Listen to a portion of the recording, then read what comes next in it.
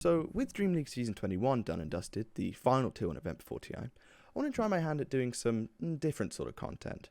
Taking a team, a player, or any topic really that interests me, and going through it with some stats, some figures, some numbers, all that good stuff. And the first topic that I want to talk about is Tundra Esports.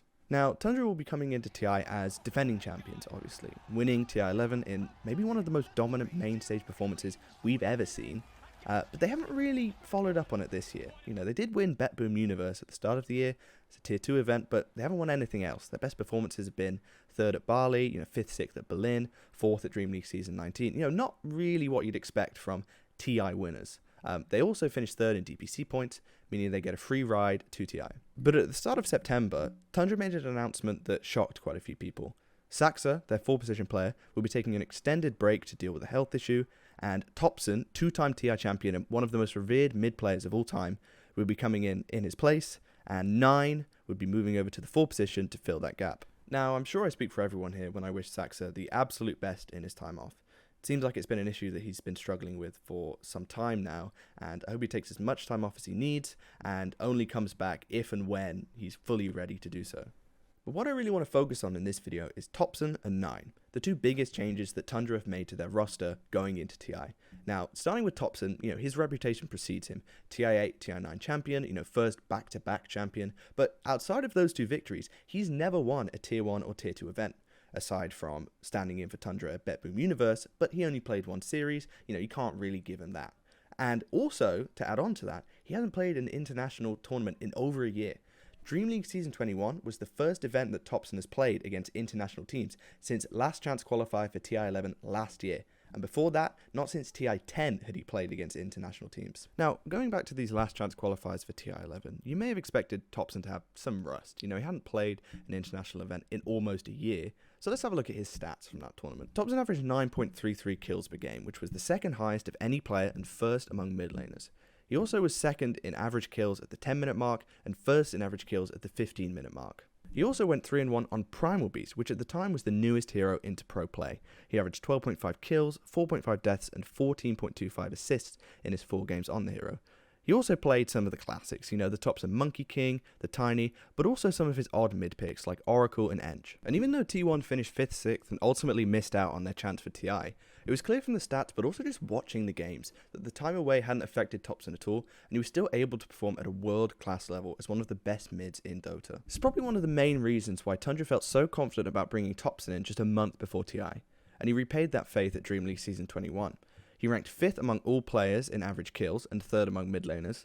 He ranked 3rd in kill participation, 2nd in hero damage per minute, and he had his way with early kills, finishing 1st among all qualified players in kills at the 10 and 15-minute marks. Now, one thing I would like to mention about Topson's Dream League performance is the fact that he had the most average deaths of any core in the competition. He averaged 6.33 deaths per game, as the most of any safe laner, mid laner, or off laner at Dream League.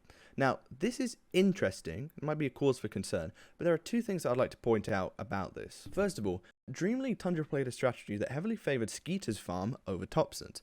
Now, we mentioned that Topson had the 3rd highest kill participation of any player, but Skeeter actually had the lowest among all players at Dream League.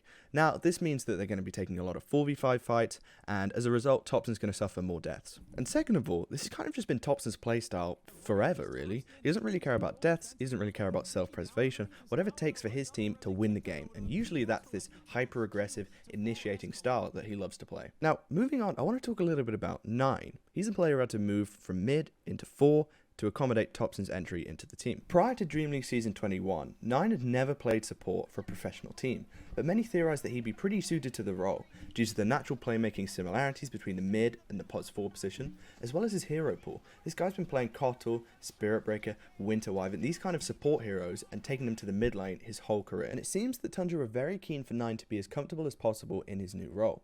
Of the 7 heroes that he played at Dream League Season 21, he had played 5 of them beforehand in pubs and officials as a mid laner, he had played 1 of them in just pubs as a mid, and then the final one, Bane, was one that he hadn't played in mid in pubs or officials, but it was also his most played hero over the past 3 weeks in pubs. In addition to this, Tundra's second phase 9's hero in all 15 games that they played at Dream League, helping to build comfort with where his hero was selected in the draft and not giving him the pressure of a first or a last pick. Now, finally, I want to talk a little bit about how I might see Tundra doing at TI. Now, obviously you don't have a lot to work from here. They only played one tournament with the roster in the current configuration, and making a roster change a month before TI doesn't usually pan out that well, although I hear it worked quite well for Topson the last time it happened to him. I actually think Tundra are going to do pretty well at TI, for two main reasons. First of all 5 members of their roster and their coach Aoi are previous TI winners, and when you're talking about the confidence and experience that a win like that can give you, it really can't be overstated the importance of that when you're talking about the highest pressure moment in the biggest tournament of the year. Secondly, it appears as though Tundra are adapting their style already in a way that favours Topson. When we talk about the kills plus deaths per minute stat, we're talking about a stat that takes the games that a team plays and averages out how many kills happen in those games per minute. It's essentially a measure of how much a team fights, how much action is going on in their games on a rate basis. Tundra have historically ranked pretty low in this metric, but at Dream League Season 21, they ranked second among all teams. And this is definitely going to benefit Topson. When you just think about his playstyle, this guy loves to get into fights, loves to get into skirmishes, and also when you consider that at TI9 and TI10, the team that Topson was playing for, OG, ranked first in this metric by a wide margin. Now, do I think Tundra are going to win TI? Not really, no. I still think it's going to be Liquid, GG, or Spirit. But I do have Tundra finishing inside the top 8, and I think 5th, 6th is a realistic goal for them. And given what's transpired over the last month, I think that would be a very impressive placing.